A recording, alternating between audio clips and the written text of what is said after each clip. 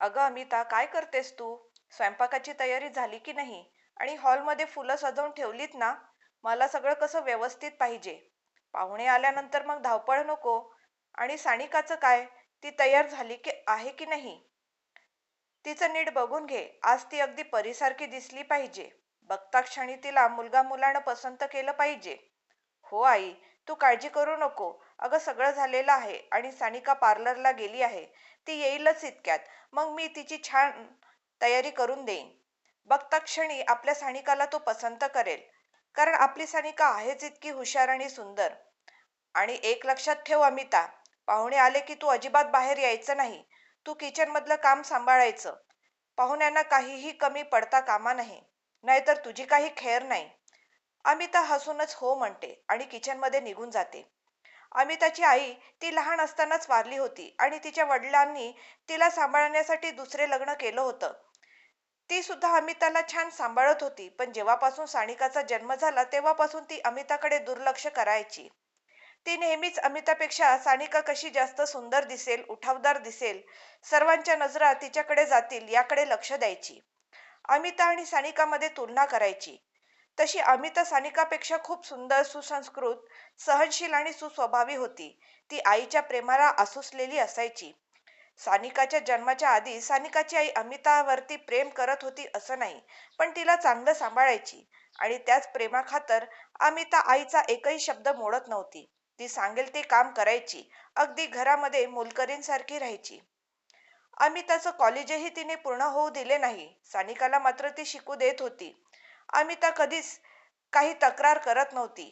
आईचे निर्णय हसून मान्य करायची, कारण आता तिचे वडीलही या जगात नव्हते. आजही सानिकाच्या आईने तिला किचनमध्येच राहायला सांगितले. पाहुणे आल्यावर बाहेर येऊ नको म्हणून सांगितले. कारण सानिकापेक्षा अमिता प्रत्येक गोष्टीत वरचढ आहे. म्हणून तिला भीती होती की येणाऱ्या पाहुण्यांनी सानिकाला सोडून तिला पसंत केलं तर. आशिष खूप श्रीमंत होता. फॉरेन रिटर्न होता. तो इथे येऊन वडिलांचा बिझनेस सांभाळत होता. फारच कमी कालावधीत त्यानं बिझनेसमध्ये आपला ठसा उमटवला होता. तो एक तरुण, हुशार, कर्तबगार असा बिझनेसमॅन होता. नुकतंच त्याला बेस्ट बिझनेसमॅन ऑफ द इयरचा अवॉर्ड सुद्धा मिळाला होता. त्यामुळे आशिषचे लग्न सानिकाशीच व्हावे असे तिला वाटत होतं. आशिषने आणि त्याच्या घरच्यांनी सानिकाला पहिल्या नजरेत पसंत करावं अशी त्यांची इच्छा होती. सानिका मात्र बिनधास्त होती. अजून अल्लडच होती. ती म्हणायची, अगं आई, आधी ताईचं लग्न व्हायला पाहिजे. ती मोठी आहे ना माझ्यापेक्षा. तिचं लग्न तू कर ना आधी. माझं का करत आहेस? मी लहान आहे. तसेही दोघी बहिणींचे बॉन्डिंग मात्र खूप छान होतं. अमिता सानिकाची खूप काळजी घ्यायची. आता पाहुणे यायची वेळ झाली. सानिकाची आई आतुरतेने वाट पाहत असते. इतक्यात दारासमोर गाडी उभी राहते. त्यातून निळा शर्ट आणि ब्लॅक पॅन्ट घातलेला, डोळ्यात गॉगल, क्लीन शेव केलेला, उंच गोरापान आशिष बाहेर आला. त्याच्यासोबत त्याचे आई वडील होते. दारातील रांगोळी पाहून आशिष आणि त्याचे आई वडील भारावून गेले होते. अतिशय सुबक अशी रांगोळी काढलेली होती. रांगोळी कोणी काढली हे विचारल्यावर सानिकाची आई म्हणाली, माझ्या मुलीनेच काढली आहे. आजच्या जमान्यात अशा मुली कुठे भेटतात, रांगोळी वगैरे काढणाऱ्या, ट्रेडिशन जपणाऱ्या. आशिषच्या आई वडिलांना मनासारखी सून बहुतेक भेटणार म्हणून आनंद झाला. खरं तर रांगोळी अमिताने काढलेली होती, परंतु सानिकाच्या आईने ती सानिकाने काढलेली आहे असं सांगितलं. ती नेहमीच असं करायची. अमिताचं काम पुढे करून सानिकाचे नाव करायची.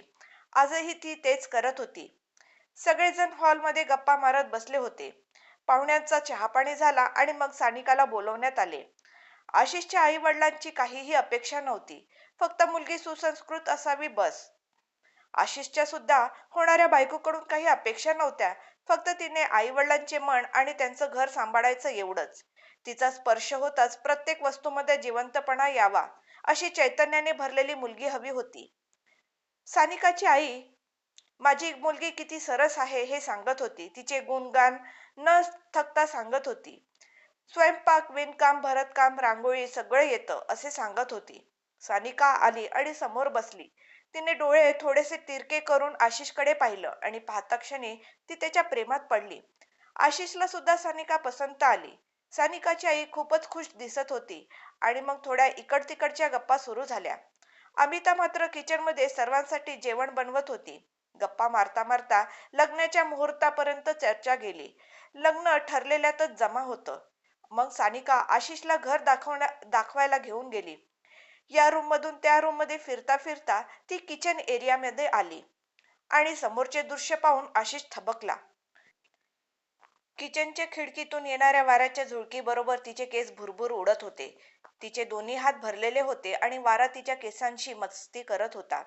तिचे रेशमी केस कपाळावरून डोळ्यावर येत होते. तिची छेड काढत होते. ती हाताने केस मागे सारण्याचा प्रयत्न करत होती, तरीही ती तिच्या कामात मग्न होती. इतरत्र कुठेही तिचं लक्ष नव्हतं. जणू काही पूर्ण जीव ओतून ती रेसिपी बनवत होती. अंगावर साधेच कपडे होते, पण तो रंग तिला खूप खुलून दिसत होता. अंगावर एकही दागिना नव्हता, परंतु लक्ष मोती उधळून बनवलेल्या मूर्तीसारखी ती दिसत होती. आशिष तिच्याकडे भान हरवून टक लावून पाहत होता. नकळत तिच्या डोळ्यावर येणारे केस मागे सारण्यासाठी त्याचा हात पुढे गेला आणि इतक्यात सानिकाने त्याला भानावर आणले. आपण हॉलमध्ये जाऊया का? मग आशिष अमिताकडे मागे वळून पाहत हॉलमध्ये गेला. बहुतेक घरच्यांनी लग्नाची तारीख ठरवली होती. आता थांबवण्याचा प्रश्नच नव्हता, कारण आशिषला तर सानिका पसंत होती. त्याने होकारही दिला होता. मग थोड्या वेळाने अमिताने मगाशी बनवलेली रेसिपी त्यांच्या पुढ्यात येते.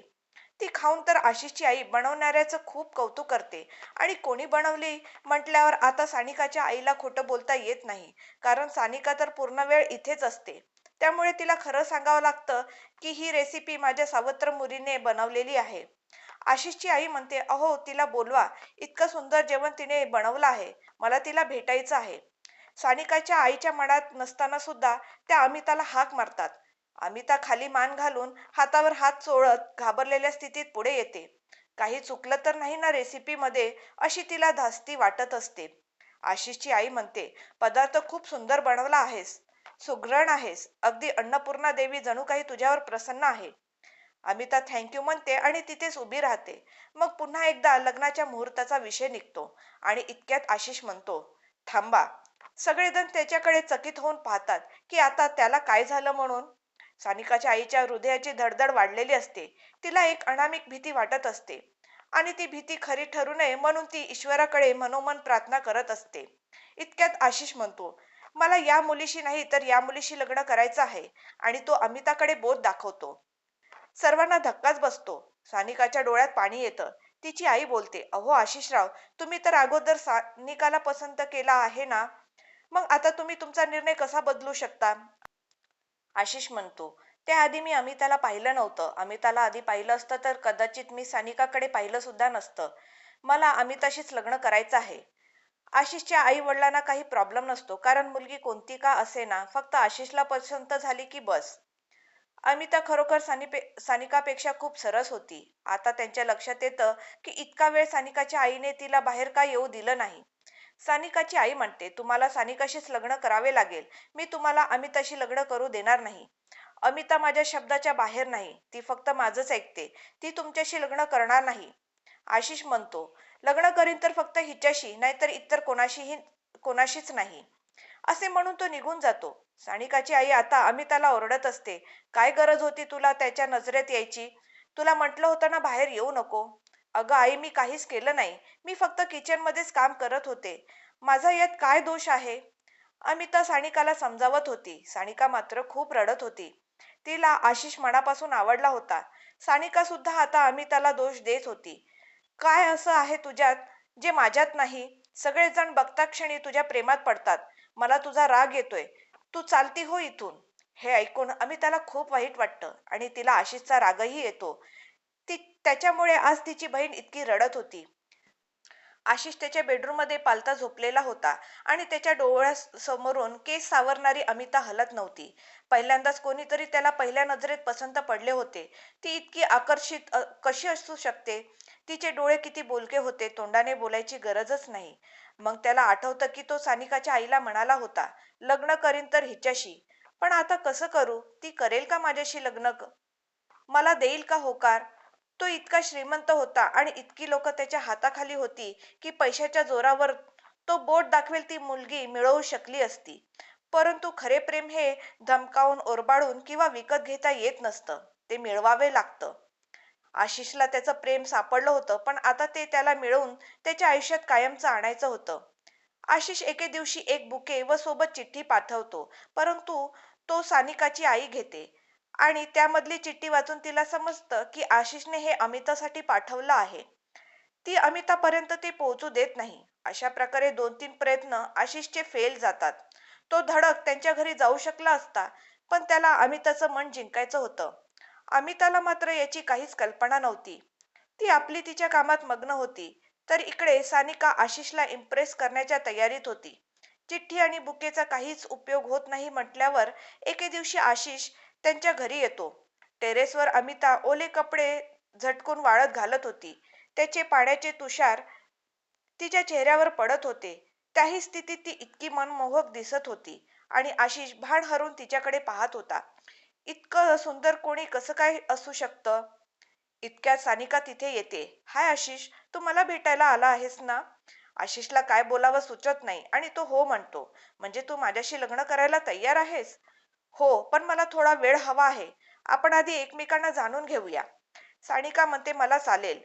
आशिष तिला भेटायला आला आहे हे ऐकूनच ती खुश असते. आता आशिष वरचेवर सानिकाच्या घरी यायचा. अमिताचं त्याच्याबद्दल मत जाणून घ्यायला. सानिकाचा डोळा चुकवून त्यांनी अमिताशी बोलण्याचा प्रयत्न केला. तू का माझ्या पत्रांना उत्तर दिलं नाही? तेव्हा अनिताला कळतं की त्याने 2-3 वेळा पत्र पाठवले होते, पण ती काहीच बोलत नाही. अमिता, माझं तुझ्यावर खूप प्रेम आहे. मला तुझ्याशीच लग्न करायचं आहे, पण तू होकार दिला तरच. अमिता त्याला काहीच बोलायची नाही, फक्त त्याच्याकडे पाहायची. तिच्या डोळ्यात पाहिलं की तो हरवून जायचा. तिचे डोळे त्याला खूप काही सांगून जात होते. अमिता फक्त एवढेच म्हणाली की तुम्ही माझ्या बहिणीच्या भावनांशी खेळू नका.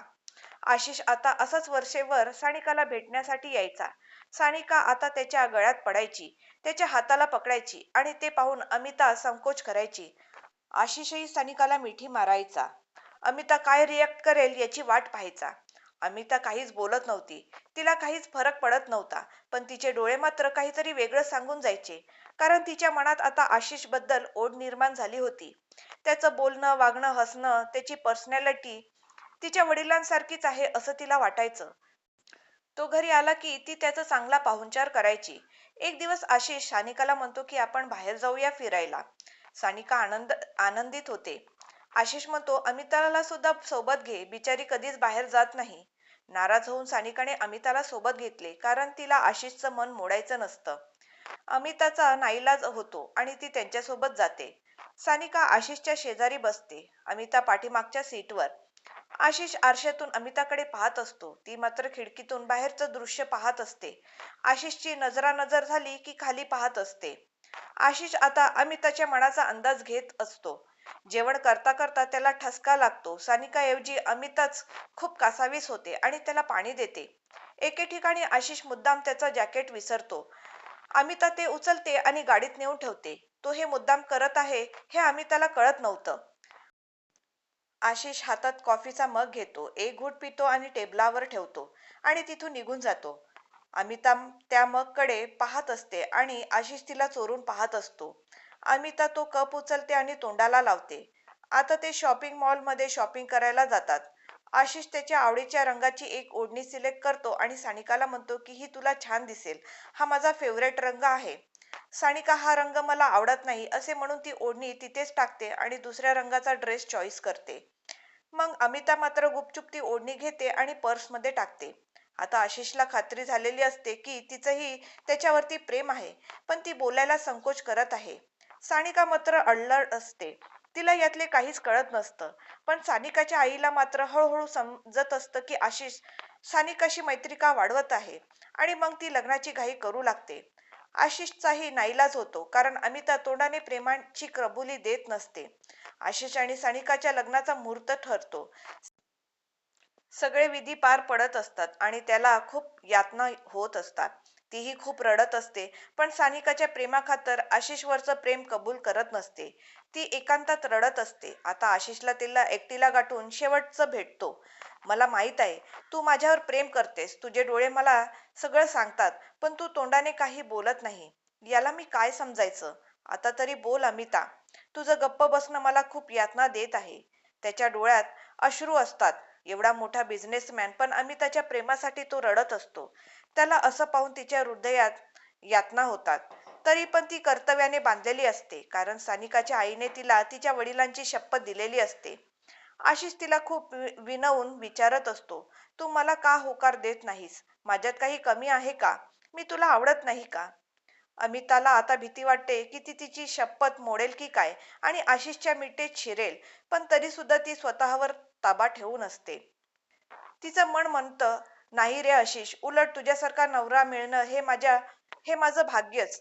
पण मी वचनाने बांधले गेले आहे. आशिष तिच्या हाताला धरून तिला विनवण्या करत असतो. त्याच्या स्पर्शाने तिच्या अंगावर शहारा येतो. तो तिला विचारतो, तू तुझ्या सावत्र आईला घाबरत आहेस का? मनात आलं तर मी एकटा तुला पळवून नेऊ शकतो, पण मला तुला प्रेमाने जिंकायचं आहे. अमिता मनातल्या मनात म्हणते, ते तर तू कधीच जिंकला आहेस आशिष. खरंच तू मला पळवून नेले तर बरं होईल, कारण मलाही तुला गमवायचं नाही. पण माझा नाईलाज आहे. तिच्या डोळ्यातून फक्त अश्रू वाहत असतात. तुझ्या गप्प बसल्याने 3 आयुष्य बर्बाद होतील अमिता. मी सानिकाशी लग्न जरी केले तरी आयुष्यभर तुझ्यावर प्रेम करत राहील. मी सुद्धा तुझ्यावर आयुष्यभर प्रेम करत राहील आशिष, अमिता मनातल्या मनात म्हणते. आता आशिष खूप चिडलेला असतो आणि तो समोरच्या टिपॉयवर हात आपटतो. त्याच्या हातातून रक्त येतं. ते पाहून अमिता तिची ओढणी फाडून त्याला बांधू लागते. वेडा आहेस का तू? काय करत आहेस? आज तुझं लग्न आहे. हे बरं बोलता आले ग तुला? इतका वेळ मी जे प्रश्न विचारतो त्याचे उत्तर नाही वाटतं तुझ्याकडे. अमिता आशिषकडे अश्रू भरल्या डोळ्यांनी पाहते आणि त्याला म्हणते, आज तुझं लग्न आहे. तू तुझा हट्ट सोड. सगळे तुला शोधत असतील. तू खाली जा. मला त्याची पर्वा नाही. तू माझ्या प्रश्नाचे उत्तर देणार आहेस की नाही? अमिता मनाशी निर्धार करून त्याला म्हणते, जे माझं आहे ते स्वतःहून माझ्याकडे येईल. ते माझ्यापासून कोणीच हिरावू शकत नाही, अगदी परमेश्वर सुद्धा नाही. आणि ती तिथून निघून जाते. आशिषला तिच्या बोलण्याचा काहीच अर्थ कळत नसतो. त्या दोघांचं बोलणं सानिकाची आई चोरून ऐकत असते. तिला पक्की खात्री असते की काहीही झाले तरी अमिता तिच्या वडिलांची शपथ मोडणार नाही, आणि म्हणून ती निर्धास्त असते. आता सानिकाचे आशिषचीच लग्न होणार आणि सानिका त्या श्रीमंत घरची सून होणार. आशिष आणि सानिका जोडीने बसलेले असतात. तिला पाहून आई मनोमन सुखावलेली असते. कधी एकदा दोघांच्या डोक्यावर अक्षदा पडतात असे तिला झालेलं असतं. ती सगळ्याच गोष्टीची घाई करत असते, कारण अमिताला मिळवण्यासाठीचे आशिषचे प्रयत्न तिने पाहिलेले असतात आणि अमिताचा निर्णय बदलण्या अगोदरच आशिष सानिकाचे लग्न उरकवायचं असतं. अमिताने लव्हेंडर कलरचा लेहंगा चोळी घातलेला असतो. 10,000 रुपयाचा मेकअप करून सुद्धा सानिका सुंदर दिसत नव्हती. इतकी सुंदर अमिता दिसत होती. त्याचं त्याच नॅचरल सौंदर्यावर आशिष प्रेम करत होता. अमिताच्या डोळ्यांनी पुन्हा एकदा आशिषला भुरळ घालायला सुरुवात केली, पण आशिष काहीच करू शकत नव्हता. आता लग्नाचे मंत्र सुरू झाले. आशिषचं सर्व लक्ष मात्र अमिताकडे असतं. तीही त्याच्याकडे अश्रू भरल्या डोळ्यांनी बघत असते. काय बोलत होते तिचे डोळे? त्याला त्याचा आशिषला अर्थ लावता येत नव्हता. त्याला फक्त तिच्या तोंडून होकार ऐकायचा होता. शेवटी मंगलाष्टक सुरू असते आणि आशिषला अमिताचे शब्द आठवतात, जे माझं आहे ते स्वतःहून माझ्याकडे येईल. आता मात्र आशिष तिच्या डोळ्यांची भाषा समजून जातो. त्याचं मन त्याला म्हणतं, मूर्खा, तू तिच्यावर प्रेम करत आहेस असं म्हणतोस आणि तिच्या मनात काय आहे हे तुला ओळखता येत नाही का? ती सुद्धा तुझ्यावरच तर प्रेम करत आहे ना? तिचे डोळे बोलत आहेत. तुला तिने तोंडाने वेगळे सांगायची काय गरज आहे? प्रेमात शब्दांची गरज नसते. जोडीदाराने न बोलताच त्याच्या मनात ओळखता येणे यालाच तर खरं प्रेम म्हणतात. तिच्या नजरेत स्पष्ट होकार होता. तो दिसत असूनही का तू वाट पाहतो आहेस? तिची काहीतरी मजबुरी असेल म्हणून ती शेवटपर्यंत बोललीच नाही. तर तू तिला असं जाऊ देणार आहेस का तुझ्या आयुष्यातून? नाही, अजिबात नाही, असं आशिष मनाशी बोलतो. एक समोर ताट असतं. त्यामध्ये कुंकू आणि मंगळसूत्र असतं. ते तो उचलतो आणि सर्वजण आशिषकडे पाहत असतात की तो आता काय करत आहे. पण तो सानिकाला बाजूला सारून अमिताकडे जातो. तिच्या भांगेत कुंकू भरतो आणि गळ्यात मंगळसूत्र घालतो आणि तिच्या हाताला धरून 7 फेरे पूर्ण करतो. सर्वजण अवाक होऊन ते दृश्य पाहत असतात. अमिता मंत्रमुग्ध होऊन अश्रू भरल्या डोळ्यांनी त्यांच्या मागे एक एक पाऊल टाकत असते. आशिषने त्याचं खरं प्रेम कायमचं त्याच्या आयुष्यात आणले होते. सानिका तिथेच उभी असते. तिला दुःख होण्याऐवजी आनंद झालेला असतो. हनीमूनची रात्र असते. तो तिला विचारतो, तू शेवटपर्यंत गप्प का बसली होतीस? का तू माझ्यावरचं प्रेम मला सांगत नव्हती? ती म्हणाली, ज्या दिवशी तू म्हणाला होतास की लग्न करेल तर अमिताशीस, त्या दिवशी तुझ्या प्रेमात पडले होते. माझ्या प्रेमावर विश्वास होता. तुझ्यावर विश्वास होता की तू मला तुझ्यापासून कधीच लांब जाऊ देणार नाहीस. असं म्हणून ती त्याच्या मिठीत शिरते.